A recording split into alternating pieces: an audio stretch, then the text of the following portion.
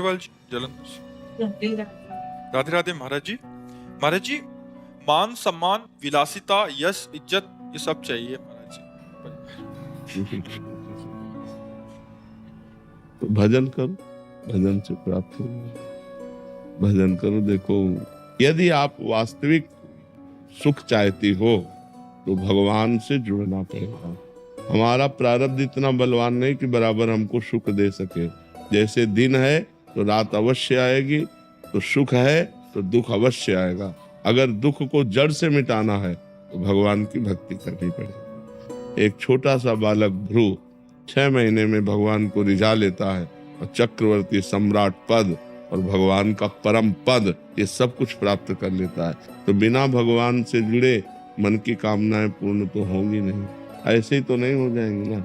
अगर हमें 500 रुपया चाहिए तो चाहे लेबरी करना पड़ेगा कि नहीं करना पड़ेगा। पूरा जीवन जो भगवान के मार्ग में लगाया गया, जो तपस्या की गई, तो उसका डबल परिणाम होता है। एक तो होता है लौकिक सुख और एक होता है पारलौकिक सुख। यहाँ भी सुख मिलेगा और वहां भी। ई परलोक सकल सुख पावत मेरी सो भैया कृष्ण गुण संच। यदि भगवान का भजन नहीं करोगे तो देखो, सुदामा जी मांग के खाते थे, कई दिन भोजन नहीं मिलता था, और जब भगवान की नजर हो गई तो सुदामा पुरी बस गई। जैसे द्वारिकापुरी ऐसे सुदामापुरी बस गई। तो यदि सम्मान मान तो विलासिता अगर है तो भगवान से है, क्योंकि उन्हीं का सारा वैभव है। अगर उनसे नहीं है तो वो विलासिता नरक ले जाने वाली है। शराब मांस पे विचार करो, नरक जाओ, है कि नहीं। धन बढ़ा तो और क्या होगा, यही होगा। विलासिता में अगर भगवान से जुड़े नहीं, पूर्व पुण्य तपस्या के बल से धन वैभव आ गया तो इस समय यही भी भोग सुहाएगा। तो इसलिए हमें लगता है सही विलासिता प्राप्त करने के लिए भगवान का भजन अनिवार्य। भगवान का भजन करते हो, कहोगी हाँ। अगर सही माने में भगवान का भजन होने लगे तो इनसे घृणा हो जाएगी। जो आप चीज कहते हैं, विलासिता से घृणा हो जाएगी।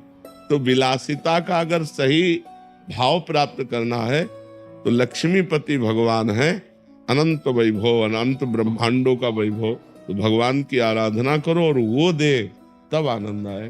क्यों? अच्छा, विलासिता कितने दिन टिकेगी जब शरीर टिकाऊ नहीं। जब शरीर विनाशी है तो विलासिता कितने दिन चलेगी। इसलिए अविनाशी भगवान का भजन कर लो और दुख सुख जैसा है उसको सह लो, तो परलोक बन जाएगा। परलोक यहाँ का सब टिकाऊ नहीं है। विलासिता यहाँ का सुख टिकाऊ नहीं। काफी सुख तो भोग ही लिए। अब आपसे पूछे आपके पास क्या है, आप सोचो आपके पास क्या है, अनुभव क्या है? कुछ अनुभव नहीं। बस उसी की चाह है जिसका कोई अनुभव नहीं है। उसी की चाह है जो कोई टिकाऊ नहीं। अरबों बैंक में आपके जमा हो और आप मर जाओगे तो 1 रुपया जाएगा क्या आपके पास? यार बेकारे कमा के रखे हो। अरबों तुम्हारे काम में तो नहीं आए। इतना व्यवहार, इतना पद प्रतिष्ठा, यदि परलोक के लिए तुमने भजन नहीं किया तो यहाँ से जब जाओगे तो न तुम्हारी पढ़ाई जाएगी, न तुम्हारी प्रतिष्ठा जाएगी, न तुम्हारी गाड़ी जाएगी, न तुम्हारे मित्र जाएंगे, न तुम्हारा बैंक बैलेंस जाएगा। अब अगला जन्म पता नहीं कौन सा जन्म हो।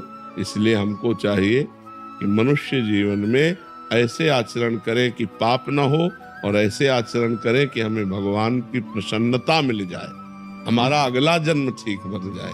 तो खूब नाम जप करो, सत्संग सुनो, शास्त्रों का स्वाध्याय करो और पवित्र आचरण करो। मांस मदिरा व्यभिचार गंदी बातें इनसे बचो तो सब मंगल हो जाए। तभी सब मंगल।